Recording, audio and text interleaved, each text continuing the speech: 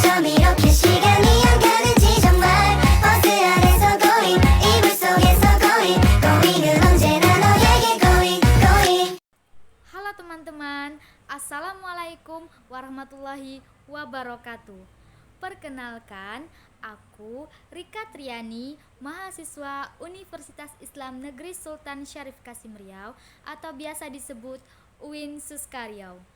Aku berasal dari Prodi Manajemen Dakwah, Fakultas Dakwah dan Komunikasi. Mata kuliah pengantar ilmu komunikasi. Nah, di video aku kali ini, aku akan membahas mengenai fungsi komunikasi.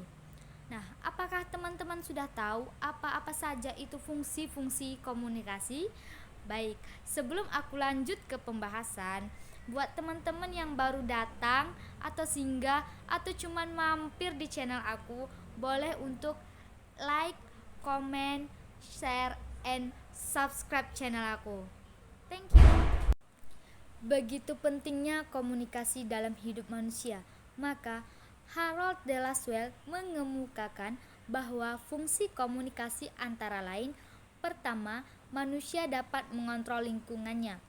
Kedua, manusia bisa beradaptasi dengan lingkungan di mana mereka berada. Dan ketiga, melakukan transformasi warisan sosial ke generasi berikutnya.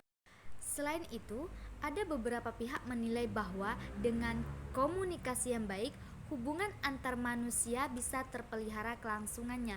Sebab adanya komunikasi yang baik antar manusia, kita bisa memperbanyak sahabat, memperbanyak rezeki, memperbanyak dan memelihara pelanggan, dan juga bisa memelihara hubungan baik antara bawahan dengan atasan dalam suatu organisasi.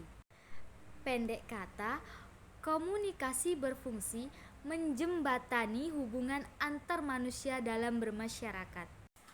Fungsi lain dari komunikasi dilihat dari aspek kesehatan.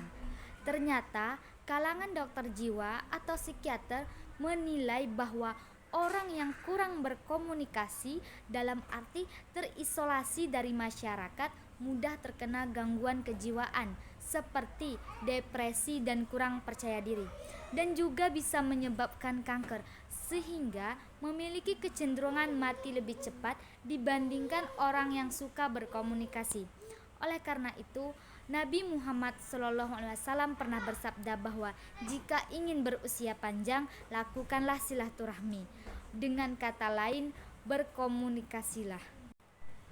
Di buku ini, dalam bab 3, komunikasi dibagi menjadi 4 tipe.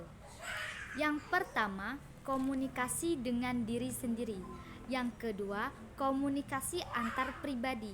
Dan yang ketiga, komunikasi publik. Dan yang terakhir, komunikasi massa.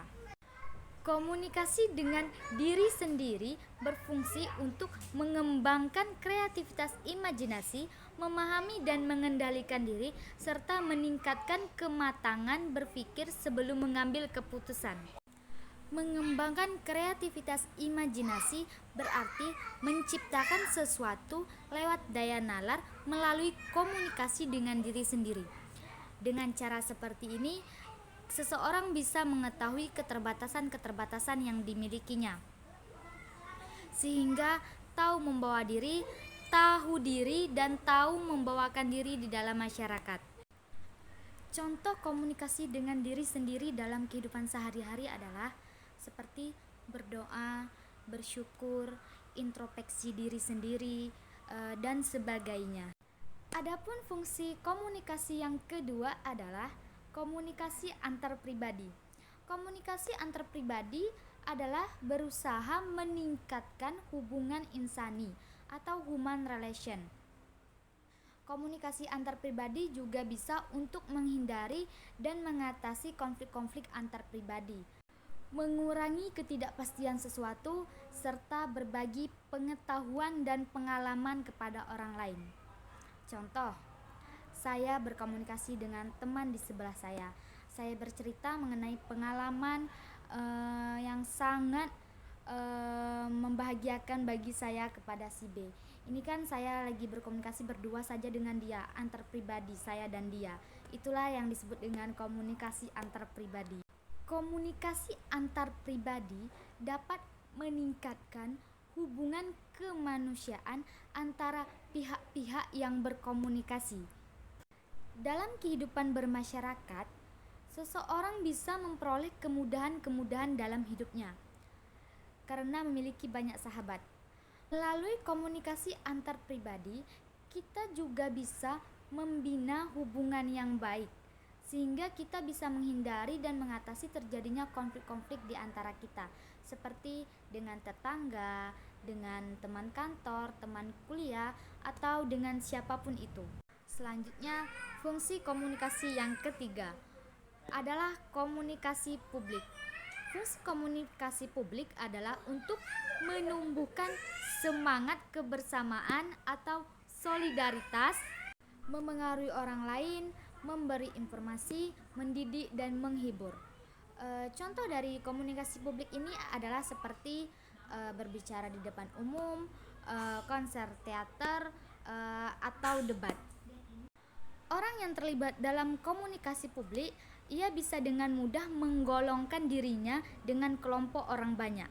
Komunikasi publik juga dapat berupa seperti sebuah kuliah umum, ceramah, atau khutbah yang dihadiri oleh orang banyak. Hanya saja khalayaknya biasanya bersifat homogen, seperti mahasiswa, penganut agama tertentu, atau anggota dari suatu partai. Nah, fungsi komunikasi yang terakhir, yaitu yang keempat, adalah komunikasi massa. Komunikasi massa berfungsi untuk menyebarluaskan informasi, meratakan pendidikan, merangsang pertumbuhan ekonomi, dan menciptakan kegembiraan dalam hidup seseorang.